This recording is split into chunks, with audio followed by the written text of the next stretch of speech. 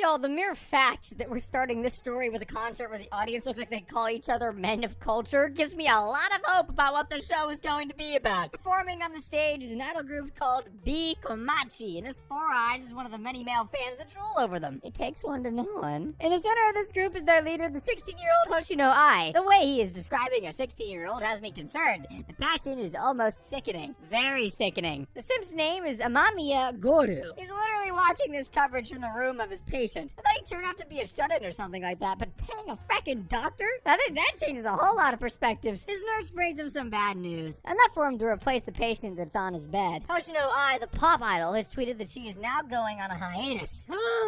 She even calls him a lolicon for being so head over heels for a literal child, but the doctor has a story to share. His infatuation for Ai comes from one of his patients whom he looked over. She was a kid who, based on how I see her, was dealing with something very serious. She was a big fan of Ai, and the doctor was there to see her passion. In fact, she was such a big fan that she used to think about being reborn as someone like her, should she get a new life. And no surprise, the child passed away, and he continued to admire Ai just for the sake of his patient. They get back to work, and he gets a new batch of patients, one of which is pregnant at the age of 16. She's there with a shady caretaker, and her hair looks quite familiar. Oh, hell no! That's the one he was drooling over a while ago. Now she's knocked up and looking for his help. Oh, we now know why she went on a hiatus. He sends them to the examination room and takes a moment to marvel and regret what he just saw. As for who the father is, well, she insists on keeping it a secret, so I guess we're gonna have to wait till we see the lucky man. He then reports that she is blessed with twins and is 20 weeks pregnant. They're not sure if she should keep the children or save her career, and she asks Goru for his opinion. They later meet up at the rooftop where he mentions how much he knows about her work. One of his patients used to be her fan. She then tells him how she doesn't plan to stop being an idol, but also wants a family, so she's keeping the twins. She plans to hide the children and lie about her motherhood to the entire world. So that's what they meant when they said a lie can be used as a weapon. Seeing her resolve is enough for him to make a decision to help her through the delivery process. Since she chooses to do it naturally, he helps her throughout the pregnancy to make sure that both the mother and the children remain fit. The day the delivery finally closes in, and they make it to the 40th week. A random man approaches Goru from outside the hospital asking about Ai. He starts to ask some personal questions, but after a bit of persuasion, he makes a run for it. Excuse me, what? He followed the stalker all the way to a frickin' cliff and got pushed down? Is he dead? Well, he's alive, but barely. His intrusive thoughts are still about Ai and how he has to be there right now for the delivery. As he draws his last breath, he thinks about what his patient Serena once said about being reborn. She turned out to be right, as Goru is now reborn as one of Ai's twin children. You good? Familiar? Yeah. Someone thought of this. Correct. And then made it a show. Yep. I don't like being human anymore. Get in line. His new name is Aquamarine Hoshino, and he sure seems to be chill about this whole situation. He's born with all his intelligence and past memories, much like Rudius. Of course, he has a twin sister named Hoshino Ruby, who he doesn't have a high opinion of. That's literally just a kid, though. Ai is now healed enough to make a huge comeback, and Saito's wife Miyako will look after the children while she's gone. Oh my gosh, y'all. What if the father is another reincarnation of him? So he's basically all three versions. I'm calling that right now. That's so the plot twist. Miyako's not the best babysitter out there, and she falls asleep during her work. This gives Aqua the chance to turn the TV on and watch his mother. I still cannot process that she is his mother now. I can't process how we're still on YouTube. The production company behind B Komachi seems to have gone sour in the band's content ever since her hiatus. There's still a big draw, so somehow they have to keep the praises intact. Despite all that time off, Ai and the band give off a brilliant performance, and this baby simp still has the same look on his face compared to when he was a doctor. So Aqua's not the only one who's been reborn. Ruby is also a reincarnation of someone, and she also has the intelligence of a fully grown human. They know each other's secret and seem to be just fucking chill about it. What's funny is that he deliberately avoids being breastfed by her because it'd be too weird for him. That's just wrong on so many levels. His mother, not his sister. Oh man, that was wrong on too many levels. Well, not much of a problem for Ruby, though. She can be breastfed all she wants and even shows it off to the unfortunate Aqua. Miyako, on the other hand, has been gradually losing her mind over the babysitting job. She reaches her limit and starts to make plans about revealing Ai's secret to the whole world, just out of spite. Aqua has a very clear idea to handle this. In Miyako's mind, he's still a child who can't talk. So if you were to talk to her as a divine messenger of God, she'd surely believe it, right? Which she doesn't at first. But then Ruby starts to do the same, after which Miyako comes face to face with reality reality where God might just be talking to her. They talk about how Ai is the chosen one and it's the job of the gods to protect her. Anyone who gets in the way will be heavenly punished. Holy frick. The only solution for her is to take good care of the mother and the children, which will one day hopefully reward her with a better husband. Seeing Ruby talk about Ai like that reminds him of his patient Serena, and he doesn't know that Ruby is actually Serena herself. Whoa! She also suspects that Aqua could be her doctor, but it's too great of a coincidence for her to believe it. Despite being Kamachi's rebirth and their newfound success, Ai is not particularly happy with her payment. The agency has started to become a lot greedier than they once were. That's relatable. It wouldn't be a problem if it was only her, but now she has 2 kids to take care of. They think about all the hard work that goes into their beloved idols, and naturally, the only person they can complain to is Miyako. She then complains to them the scary business life of Tokyo and how it's full of leeches. That's just the business. The babysitter really is growing into her role, though, taking the kids to see one of their mother's mini concerts. How cool is that? They have to make sure that they don't stand out too much while they're there, so pacifiers are a great solution to that. Ai, who had recently read a critical comment about her smile and overall inhuman expression, is constantly thinking about how obnoxious her fans are. While she's performing, no less. How do these people even notice that the audience look like a bunch of robots who are programmed to say, yeah, on loop? Actually, it might be a little obvious. She looks completely out of it while thinking over something like that. Of course, Aqua has to come to the rescue, and all he can say is goo goo gaga in baby language. It's not just him, though. Both kids are doing the same with the glowing sticks. Talk about not standing out. This is just announcing to the whole world that you're unique. That little clip of them is enough for her to lift her spirits, and even it gets retweeted thousands of times. It sure is something made for being viral. That was such a weird time to go for a time skip suddenly. They just skipped past a couple of years, and the kids are big enough to be running around now. As they develop throughout the years, she finds that her kids are a lot smarter than they should be, given their age. Aqua fears that she might be suspecting their whole reincarnation scheme. It's not like they didn't try. But I think it's just that her kids are geniuses. We'll go with that. Things have been wrapping up for Ai as well. She's gone from being an idol to a radio jockey and is on her way to her first TV drama. The kids are there with her too, and Miyako has to remind them that they're there as her kids, not Ai's. They have to remain conscious about calling her mother. Everyone in the set loves the manager's kids, and Ruby is feeling up every moment of it. Aqua runs into the director, who sounds and looks like a super rude person, as such his guard is up around him. He is so impressed by the politeness and the manners that Aqua shows that he offers him a business card and a chance to star in his own role. What? After bonding with the kid, he gets candid about how hard TV is going to be for Ai. The market is already filled with stereotypes, and Ai belongs to the most unfavorable ones. But Aqua believes that Ai has what it takes to make it big, despite her reputation as a popular idol. The actual episode airs, and, well, as expected, they cut out a lot of her part, which makes her wonder if her acting is below average. Aqua doesn't appreciate this and calls the director to directly ask about the cuts that he made. Apparently, he got directions from the higher-ups about how Ai was just too cute for the role and was taking all the eyes off the lead actress. He takes his chance to set a condition. Ai will be featured on screen more often if he decides to take a role for himself, too. He being Aqua. He then attends a set as promised, and despite the potential offer of having Ruby star too, the director has his eyes set on Aqua, which is the one he actually wants. Ruby is at the set too, and she's being stingy for no reason to try and ruin Aqua's mood while she's there. They are then approached by Kana Arima, another child actress who wants them to leave if they're going to be that noisy. She's very dislikable from the very get-go. And even more so when she talks about how she knows Ai, whose acting, according to her, was terrible. Ruby and Aqua are supposed to play the role of creepy children that Arima will encounter in the first episode, which makes me wonder if she's in the leading role here. The director believes that there's a unique sense of creepiness to Aqua that transcends beyond the limits of acting it out. Brother, what?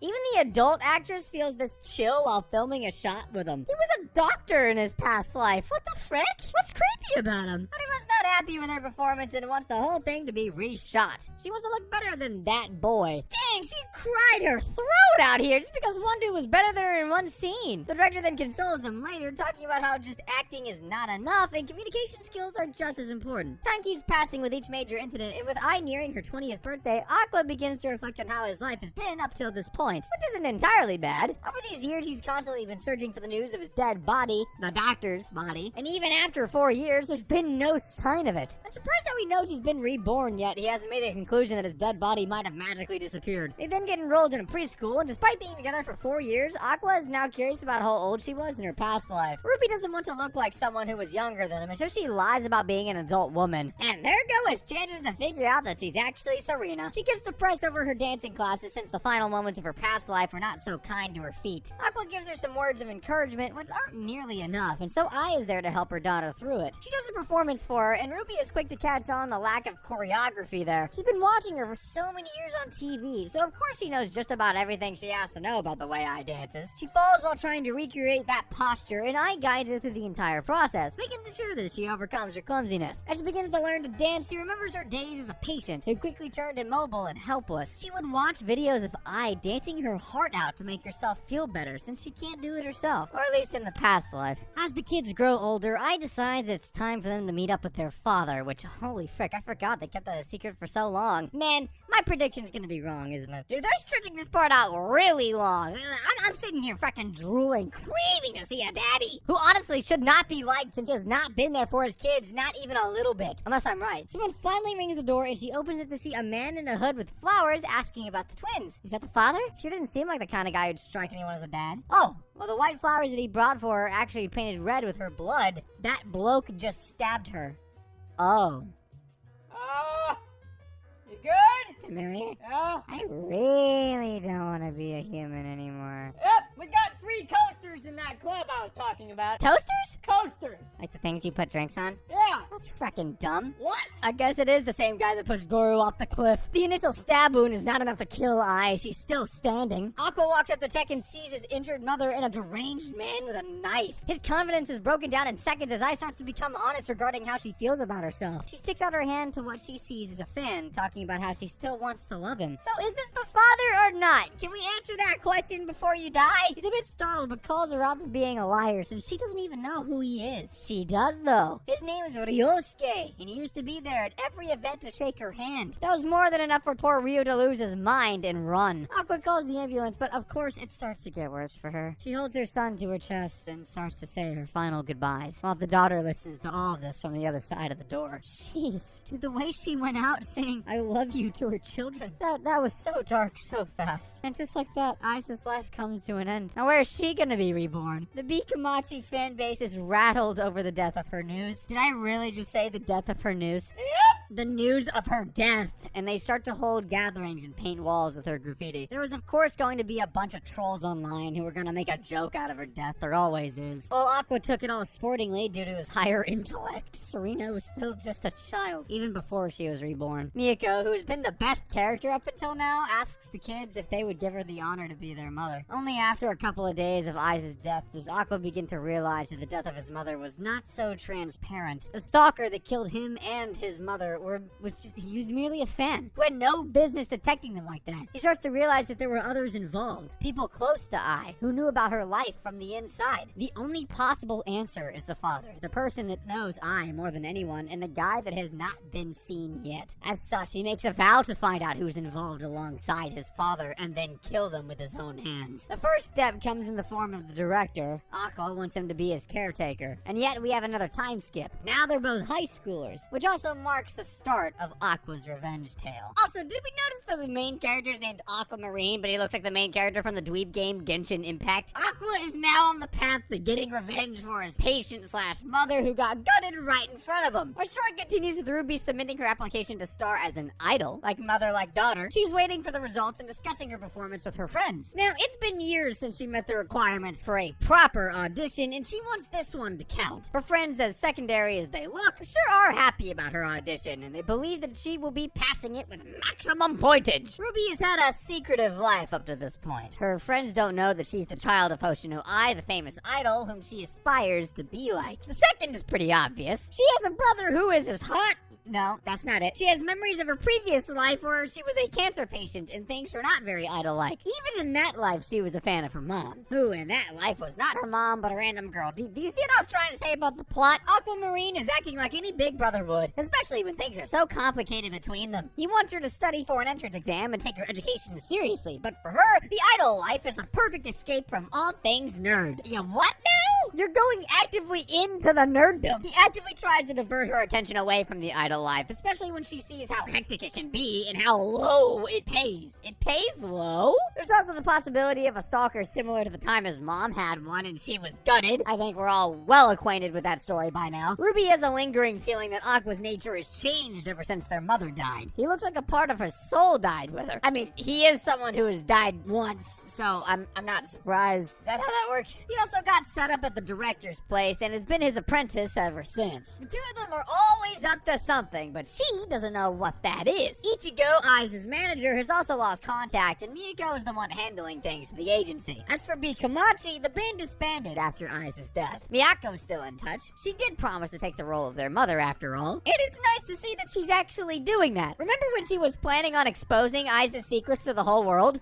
Yeah, I'll never forget that. She's the one Ruby talks to most of the time. She's also the one who's helping her with her dream of being an idol. She gets a call from the audition agency while she is with Miyako, and the news, yeah, the news ain't good. They want her to apply again next year. The best way to say, we don't want you. Ruby starts to cry, and Miyako immediately swoops in to hug her like she had been expecting a response like that. Okay, so wait. Aqua and the director were the ones behind her rejection. That was foul, but well damn played. Fooling your own sister like that. I'd like to assume that Miyako's on the same train too, because that instant reaction from her was like way too sus. He already sent a notice from Ruby's phone to the real agency and told them that she doesn't want to continue. The director wants to know why he's going to such lengths to keep his sister from reaching her goals, and the answer is actually pretty simple. He doesn't want her to be the same as I. He also feels this weird sense of responsibility where he has to take care of everything. All that effort proves to be for naught when a random person on the street gives Ruby a card and asks her to contact their idol agency. They're in an underground idol recruitment organization, and both Miyako and Aqua have the same reaction to their news. They have to be working together. My suspicions are right. Miyako is well aware of the fact that Aqua's trying to sabotage Ruby, and she doesn't have much of a problem with it. She does feel like she should be doing more to protect her too, but she has raised Ruby like a daughter, so she also wants her to live her dream. He already has a plan though. He takes away a business card from Strawberry and approaches a random girl on the street. He brings the girl to the studio, and what is up with that look of his? It's almost too good to be true. The girl, Lala, is currently working with the same agency that scouted Ruby earlier. Their name is Yibu. Oh man, I can see where he's trying to go with this. What a cunner. He tries to bait her into providing information about the things that Yibu has been offering her and how he can interest her in a better deal. She makes about 100,000 yen a month along with a ton of frustrations. Favoritism is one of the very few complaints that she has. She's also jealous of the top girl of the agency who doesn't seem to be someone she can look up to. Her remarks are mostly unpleasant and hateful. Her overall experience is not that great, and so a move to the Strawberry Productions would be great for her. We don't see what they decide to do with her after, but they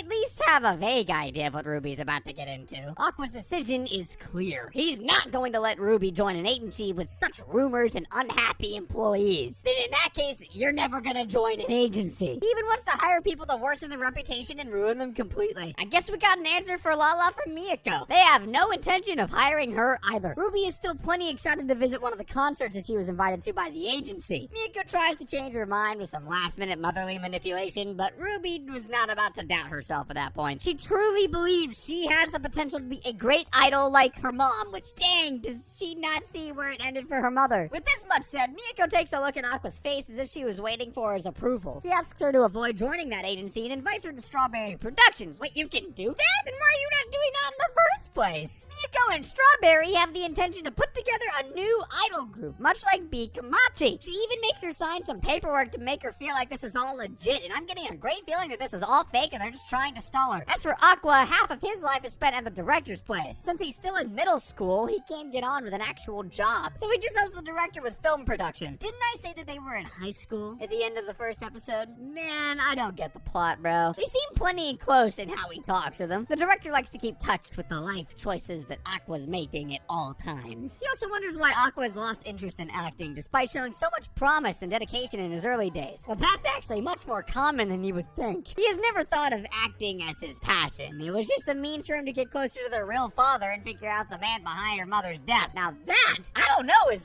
that more common than we think? Is that why people become actors? The only thing the director can say is be careful. That's literally all he says. They try to twist his words for some literary value, but that's what he means. The siblings are already past their middle school and are applying for the same high school. There it is, but different departments? Aqua leaves a lasting impressions based on his grades in an interview and somehow comes across Arimakana, the red-headed meanie from the last episode. And that, ladies and gentlemen, was Oshinoko episodes 1 and 2. What y'all think? This is fracking weird. Let me know down in the comment section below. Apparently this is one of the most blown up shows this season, and you can see why just based off of the recap alone. You should go actually watch it. That face I made when she died is freaking haunting. If you enjoyed the recap and want to see more, hit the like button. It shows your appreciation, and the subscribe button to keep up to date with all of our recaps. But to keep up to date with all of our recaps, and if you want the sauce, check out our Discord server down below. Thank y'all very much for watching. I will see you in the next one. Love y'all. Peace.